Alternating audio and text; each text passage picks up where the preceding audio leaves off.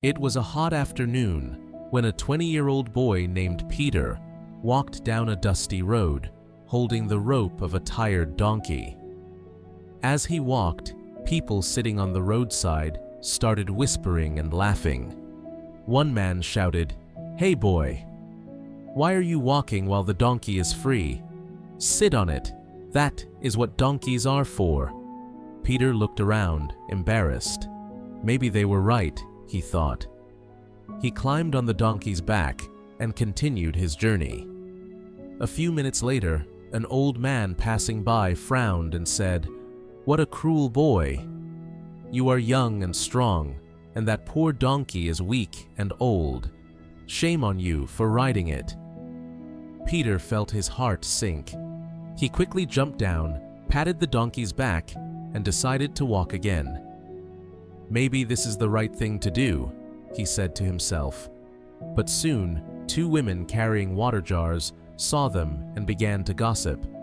"Look at this foolish boy. He has a donkey and still walks. Maybe the donkey owns him." Their laughter echoed in Peter's ears. His face turned red with shame. He pulled the donkey's rope angrily and shouted, "Fine. You want me to ride it? I will." He sat on the donkey again, this time harder, and forced it to walk fast under the hot sun. The poor animal stumbled, its legs trembling. After a few steps, the donkey fell to its knees. Peter jumped down quickly, frightened and guilty. People nearby burst into laughter.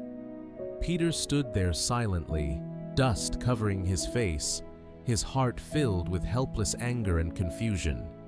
He whispered to himself, "I tried to do everything right, but still everyone laughs. What do they want from me?" At that moment, an old man sitting under a tree. Peter looked up. The old man's eyes were calm, full of wisdom. His clothes were simple, his face wrinkled but peaceful. Peter walked to him slowly. The old man said softly, "You tried to please everyone, but tell me, did you feel peace in any of your choices?" Peter shook his head. "No, sir. Every time I listened to people, I only felt more confused." The old man smiled.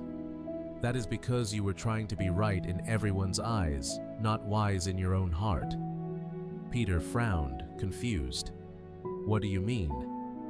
The old man pointed at the donkey, who was quietly eating some grass nearby. "Look at that donkey. It does not care what people say. It only follows the one who leads it with calmness and purpose. The problem is not what others say, but how quickly you change your direction because of their voices." Peter listened silently. Something inside him began to shift. A deep silence filled his mind. "How do I become wise, sir?" he asked quietly. The old man smiled. "By listening more and reacting less. By knowing that peace is more valuable than pride." The laughter of people around still echoed in the distance, but it no longer hurt. "Thank you, sir," he said. "I think today I have learned something I will remember forever." The old man nodded. "Remember, my son, wisdom begins when you stop fighting to be right." Peter smiled faintly, patted the donkey's head, and walked ahead, this time with peace in his heart and no need to prove anything to anyone. In life, we meet many people. Some will judge, some will laugh, and some will try to guide. But the truth is, your peace does not depend on their approval. Being right is about ego. Being wise is about understanding. The world may not always clap for your silence, but peace will always stand beside you when you choose wisdom over pride. So next time someone laughs at your way of doing things, smile quietly and say to yourself, "I am not here to be right for everyone. I am here to be wise for myself." Do not waste your life proving others wrong.